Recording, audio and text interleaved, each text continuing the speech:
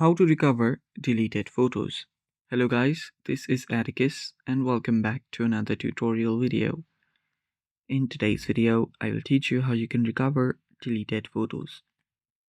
So before we begin, if you're new to our channel, head down below and hit the subscribe button so you don't miss out on our future videos.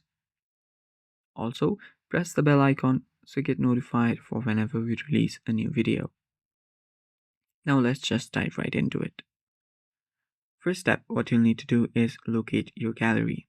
Now I will be showing you this with Google Photos. So you can open up your default local gallery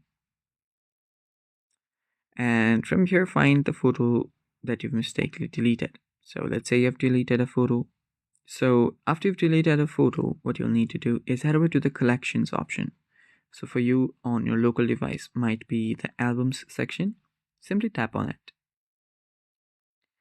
And after you're there, you'll then need to tap on the bin option that you'll find if you scroll down all the way. So for me, it's on the top. I'll just tap on the bin option.